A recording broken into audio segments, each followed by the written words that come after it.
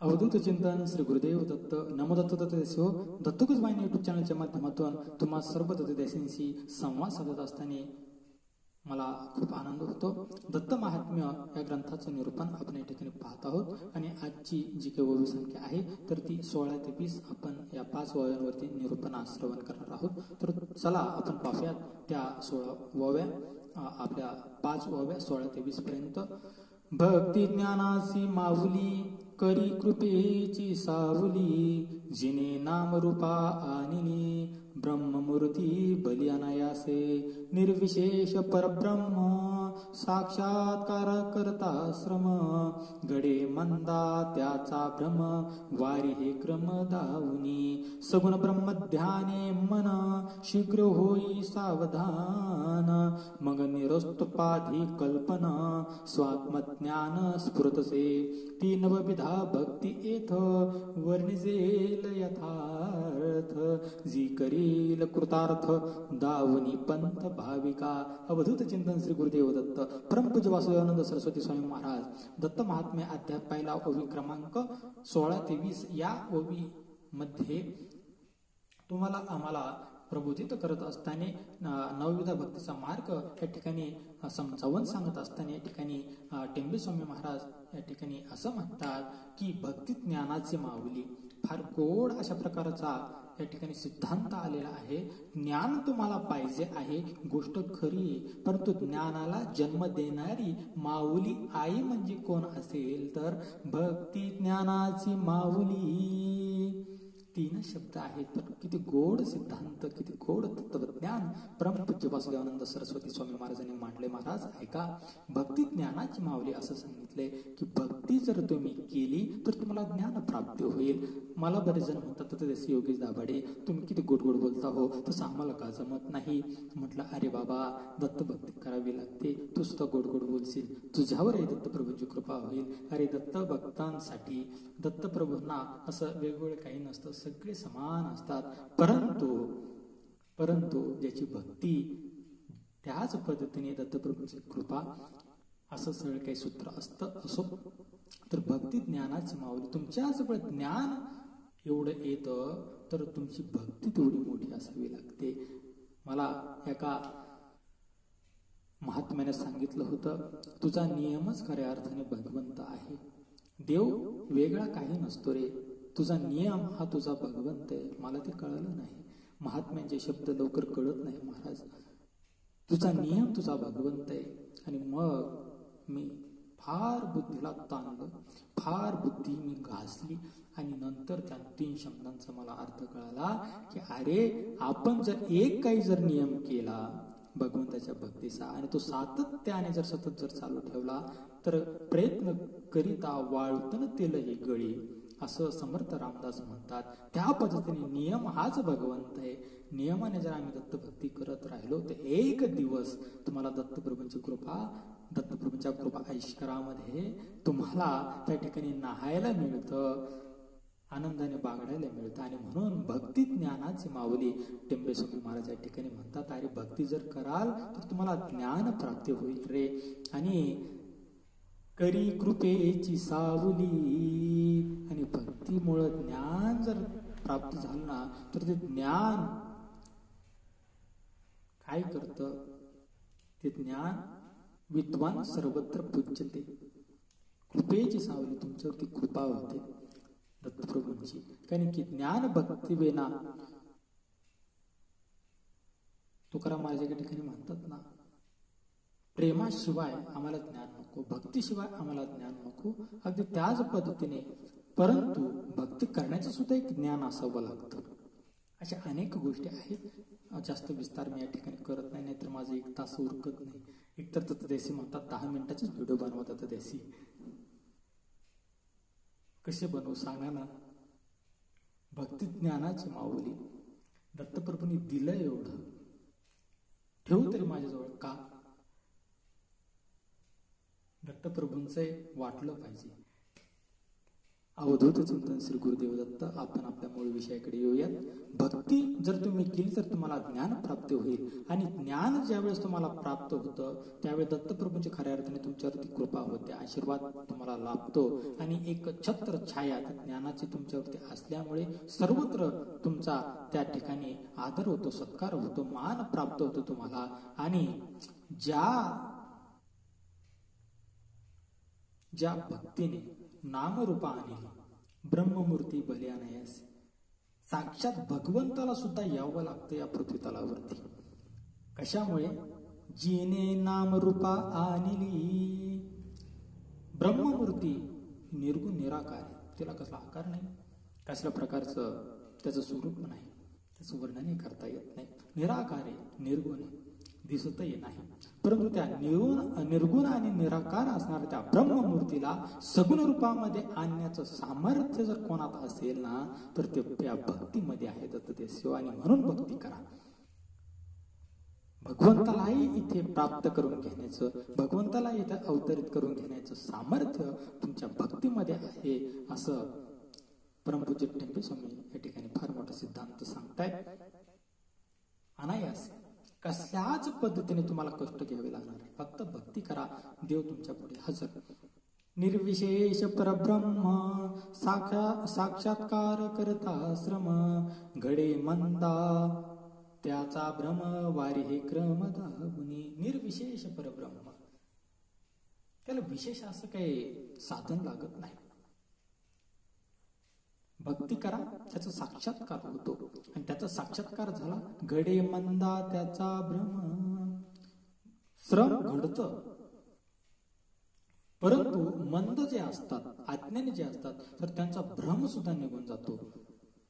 वारी हे क्रम दावुनी. कधी? तुम्ही ज्यावेळेस भक्ती करता, तुम्ही भ्रमिष्ठ आहात, पण तुम्ही भक्ती मार्गात जाता, देवाची भक्ती करता, निर्गुण निराकाराची भक्ती करता, त्यावेळेस मात्र त्या भगवंताला सगुण साक्षात्कार त्या परब्रह्माला द्यावा लागतो. हे काही विशेष अशा प्रकारचं काही निर्विशेष असे टेंबे स्वामींचे शब्द आहेत. या ठिकाणी ऐका, निर्विशेष असे शब्द प्रयोग केलेले आहेत. सगुण ब्रह्म ध्याने मन शीघ्र होईल सावधान, मग निरस्तपाती कल्पना स्वात्मज्ञान स्फुरतसे. मग त्या सगुण ब्रह्म जे तुमच्या पुढे तुमच्या भक्तीच्या बळाने, भक्तीच्या सामर्थ्याने जे काही तुमच्या पुढे उपस्थित झाले ना दत्तदेव हो, तर त्या सगुण ब्रह्माचं म्हणजे सगुण म्हणजे दिसणार मूर्ती स्वरूप असं आपण म्हणूयात. चालतं बोलतं जे डोळ्याने दिसतं त्याला म्हणायचं सगुण.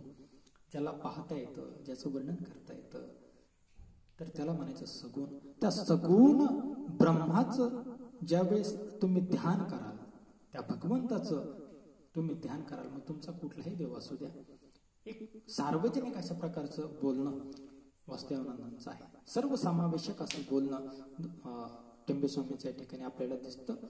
दत्तप्रभूच असं ते म्हणत नाहीत, उल्लेख करत नाहीत, त्यांच्या हृदयात आहे, परंतु इथे सर्वसमावेशक ते बोलतायत. सगुण ब्रह्म म्हणजे मग त्याच्यामध्ये अनेक देवांचे अवतार आले, परंतु ब्रह्म म्हणजे भगवंत. आणि त्या सगुण ब्रह्माचं म्हणजे डोळ्याला दिसणारा तो भगवंत, सगुण साकार रूपामध्ये तुमच्या पुढे उपस्थित असणारा भगवंत, त्याचं ज्यावेळेस तुमचं मन ध्यान करेल त्यावेळेस काय होईल दत्तदेव? शीघ्र होई सावधान. त्यावेळेस ती सावध होईल. आणि सावध झालो हरीच्या आलो जागरणा, जसं संत म्हणतात ना, अगदी त्या पद्धतीने सावध होईल, त्याला सत्य काय ते कळेल. आणि मग निरस्तोपादी कल्पना, हे जे काही मायाजाळामध्ये आपण जगतो, किंवा तृणवत जाईल लया, गवतासारखं भुरभुर जळून जाईल रे, अशा प्रकारचं हे जे काही सगळं काही खटाटोबा आपला दैनंदिन चालू असतो, खोट्या मायाजाळामध्ये आपण जगत असतो, किंवा ज्या पद्धतीने मृगजाळामागे तो मृग धावत असतो. उन्हाळ्याच्या काळामध्ये तुम्ही ज्यावेळेस डांबरीवरून गाडी चालवता त्यावेळेस तुम्हाला असं वाटतं की त्या डांबरीवरती असं पाणी साचलंय की काय, पण जसं तुम्ही जवळ जाता त्यावेळेस ते पाणी नसतं, खाली ते डांबरच असतं, परंतु असं पाण्याचे डबके साचल्यासारखे दिसतात, त्याला म्हणायचं मृगजळ. आणि हरण ते मृगजळामागं धावतं महाराज, धावतं. त्याला वाटतं पाणी असेल इथे तरी माझी तहान भागेल, मला फार तहान लागली, असं ते मृग ते हरण धावतं. त्या पद्धतीने आपण धावत आहोत सुख मला मिळेल. त्या दिवशी एका कसाई कळतो ना तुम्हाला, खाटीक, जो बकरा आणि कोंबडी कापतो दुकानामध्ये, त्याला म्हणायचं कसाई. तर त्या कसाईच्या दुकानापुढून असंच त्या रस्त्याने मी चाललो होतो आणि चालत असताना दत्त देसी हो त्या जाळीबंद त्या फार मोठ्या कपाटामध्ये काही कोंबड्या बंदिस्त करून ठेवलेल्या होत्या आणि त्या जाळीबंद कपाटाला कुलूप लावलेलं होतं. आणि त्या जाळीबंद कपाटामधून त्या कोंबड्या अशा बाहेर पाहत होत्या महाराज. फार किविलवाण्या होत्या त्यांना बसवलेलं उठवत सुद्धा नव्हतं, एवढ्या वजनदार होत्या त्या. आणि त्यावेळेस त्या खाटकाच्या दारामध्ये काही कुत्रे सुद्धा होते. तर ते कुत्रे काय करायचे महाराज, त्या जाळीवरती झडप टाकायचे. कोंबड्यांचा त्यांना वास यायचा. शिकार तर समोर आहे पण खाता येत नसायची महाराज, खाता येत नसायची, कारण की त्या जाळीबंद होत्या कोंबड्या. तसं आहिक जे आपण म्हणतो, हे मायाजाळ, हे जाळीबंद आहे, त्या भगवंताच्या लॉकमध्ये आहे, भगवंताच्या लॉकरमध्ये आहे. त्याची चावी भगवंताकडे आहे, त्याची चावी भगवंताकडे आहे. ज्यावेळेस तो कुलूप उघडेल त्यावेळेस तुम्हाला झडप मारता येईल. त्याने जर दिलं तर तुम्हाला खाता येईल, नाहीतर खाटकाचे कुत्रे वासामध्ये दंग असं आपल्याकडे म्हटलं जातं. त्या पद्धतीने तुमची आमची सर्वांची अवस्था आहे. भेटत काहीच नाही, परंतु लोभ मात्र फार असतो, म्हणून खाटकाचे कुत्रे वासात दंग आपल्याकडे म्हटलं जातं. तर त्या पद्धतीने आपला आहे. आणि म्हणून ह्या उपाध्या आपण घेतो, मला अमकच म्हणावं, मला तमकच म्हणावं, मला साहेब म्हणावं. बऱ्याच जणाला त्याचा फार मोठा हव्यास असतो, फार मोठी इच्छा असते, मला मोठं म्हणावं, प्रत्येकाला वाटतं. परंतु खरं काय आहे हे ज्यावेळेस तुम्हाला कळतं ना, त्यावेळेस कळतं अरे ह्या उपाध्या काही कामाच्या नाहीत, सगळं काही इथं ठेवून जायचंय, कोण कोणाच्या कामा येणार नाही. आपणच आपला स्वार्थ या ठिकाणी समजावून घ्या आणि दत्तभक्तीला लागा. हे कळतं पण कधी, त्या सगुण ब्रह्माचं ध्यान केल्याच्या नंतर. सगुण कधी प्राप्त होतं, ज्यावेळेस तुम्ही भक्ती कराल त्यावेळेस. भक्ती केल्याने काय होतं, ज्ञान येतं. ज्ञान केल्याच्या नंतर तुमचा भ्रम जातो. भ्रम केल्याच्या नंतर तुम्ही सगुण ब्रह्माचं ध्यान करता, तुमचं मन भक्ती मार्गाकडे जातं. भक्ती मार्गाकडे मन गेल्याच्या नंतर तुम्ही सावध होता. सावध झाल्याच्या नंतर तुम्हाला कळतं अरे ह्या उपाध्या, ह्या प्रापंचिक जे काही उपाध्या आहे, मान सन्मान मोठेपणा, हे जे काही निरर्थक ज्या बाबी आहेत त्याच्यामध्ये आपण नेहमी अडकून राहतो. तर ते आपल्याला कुठेतरी चुकीचं वाटायला लागतं. आणि मग स्वात्मज्ञान स्फुरतसे, स्वतःच आत्मज्ञान, मी कोण आहे, कशासाठी आलो, काय केलं पाहिजे, कशामुळे मी जन्म घेतलाय, सगळ्या गोष्टींचं ज्ञान तुम्हाला प्राप्त होतं, त्याचं स्फुरण होतं. आणि वासुदेवानंद सरस्वती स्वामी महाराज म्हणतात, ती नवविधा भक्ती येथ वर्णिजेल यथार्थ, जी करील कृतार्थ दावनी पंत भाविका. आणि ती नवविधा भक्ती मी या ठिकाणी तुम्हाला समजून सांगणारी, तीच भक्ती, तीच आपण एक म्हणतो तीच, त्याच पद्धतीने तीच नवविधा भक्ती. मी काय बोलतोय कळते ना तुम्हाला. ती नवविधा भक्ती येथ वर्णिजेल यथार्थ, जी तुम्ही आतापर्यंत ऐकली तीच नवविधा भक्ती, असं मला म्हणायचं. तीच मी तुम्हाला समजून या ठिकाणी सांगणार आहे, जी करेल कृतार्थ, कृतार्थ करेल तुम्हाला, कृतार्थ करेल, तुमचं जीवन या ठिकाणी उद्धारून टाकेल तीच. आता तीच म्हटल्याच्या नंतर बरेच जण आपल्याकडे बिगर लग्नाचे आहेत. त्यांना वाटेल, एका जणांनी कलेक्टरच्या ऑफिसमध्ये काहीतरी मोर्चा मागे नेला होता, परंतु कलेक्टरनी त्याला जवळ बोलवलं आणि सांगितलं, तुझी मागणी मला मान्य आहे, परंतु एक माझं काम करशील. म्हणले ठीक आहे साहेब, आमचं लग्न होणार असेल, लग्नाला मुली मिळवायच्यासाठी आम्ही मोर्चा काढला ना, आमची जर मागणी मान्य होत असेल तर तुमचं काम करायला काही अडचण नाही. कलेक्टर साहेब म्हटले, ऐका, माझं कुठंतरी लग्न जमवून द्या, नंतर तुमचं पाहूया. तुम्हाला किती कळालं मला माहिती नाही, परंतु वर्णिजेल यथार्थ, मला सांगायचं काय, आपल्याजवळ असावं लागतं त्यावेळेस आपण जगाला वाटू शकतो. आणि म्हणून टेंबे स्वामींकडे ते ज्ञान आहे, संतांकडे ते ज्ञान आहे आणि ते भक्तीतून त्यांनी कमावलेलं आहे. आणि म्हणून तीच नवविधा भक्ती या ठिकाणी वर्णिजेल यथार्थ. टेंबे स्वामी म्हणतात ती यथार्थ म्हणजे अगदी शास्त्राधारे, कसल्याच प्रकारचं त्याच्यामध्ये कुठं खोट राहणार नाही, उणीव राहणार नाही, कसल्याच प्रकारचं तुम्हाला ते क्लिष्ट असेल, अवघड असेल, अशा पद्धतीने अगदी सोप्या सुलभ यथार्थ अशा पद्धतीने मी वर्णन करणार आहे. याच्यामुळे काय होईल हो, ती करील कृतार्थ.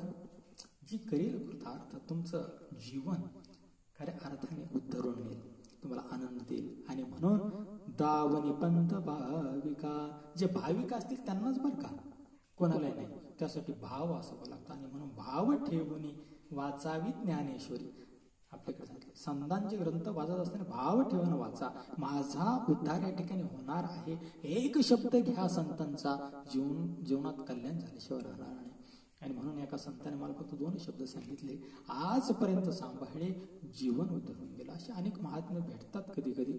आणि म्हणून संतांचा एक शब्द, वासुदेवानंद सरस्वतींचा एक अभंग आहे, संतापाशी जावे, काही करू नका, संतापाशी फक्त जा बसा, काय सांगतात ते ऐका, फक्त काही करू नका, एवढंच करा. वासुदेवानंद त्या अभंगात सांगतात. त्या पद्धतीने जो भाविक असेल त्याला हे प्राप्त होईल असं टेंबे स्वामी म्हणतात. आपण पाहूयात पुढील भागामध्ये अवधूत चिंतन. श्री गुरुदेव दत्त. नमो दत्त.